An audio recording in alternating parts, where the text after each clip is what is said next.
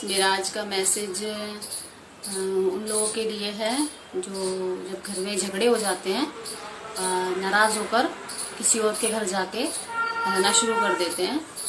अब उसमें husband wife भी आ सकते हैं, वाइफ भी हो सकती है, सास बहू की लड़ाई में सास भी हो सकती है, बहू भी हो सकती है, माँ बेटी की लड़ाई में बेटी भी हो सकती है, माँ भी हो सकती है, या कोई भी पर्सन हो सकता है।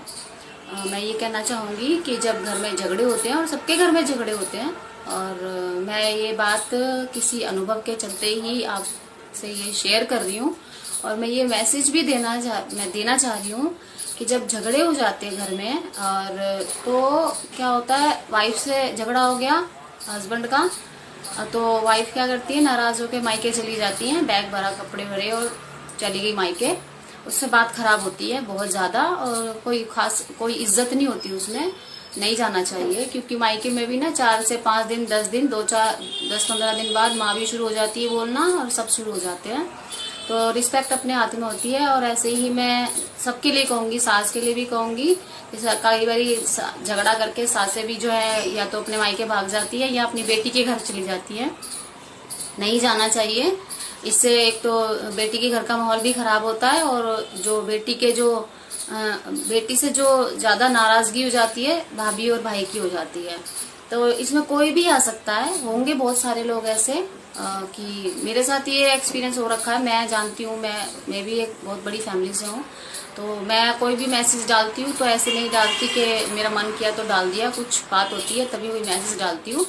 तो मुझे लगता है कि ऐसा नहीं करना चाहिए, और किसी को भी नहीं करना चाहिए। और आजकल बच्चे भी झगड़ा करते हैं, और या तो अपने फ्रेंड के घर भाग जाते हैं बैग लेकर, या फिर रिश्तेदारी में चले जाते हैं, जबकि ये नहीं होना चाहिए।